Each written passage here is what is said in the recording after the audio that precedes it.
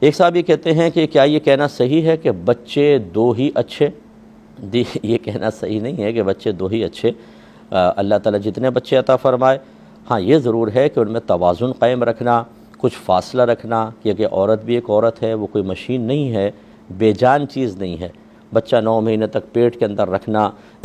پھر ڈیلیوری کے مسائل، پھر بچے کو خون جگر دودھ کی شکل میں پلانا، پھر جب کچھ بچے ہوں تو ماں ان کی پرورش کرتی ہے، ان کا رونا، چیخنا، چلانا، ان کی گندگیوں کو صاف کرنا، ان کے کپڑے بدلنا، ان کو نہلانا، یہ بہت بڑی چیز ہوتی ہے۔ تو اس میں یقیناً ایک توازن قائم رکھنا چاہیے، لیکن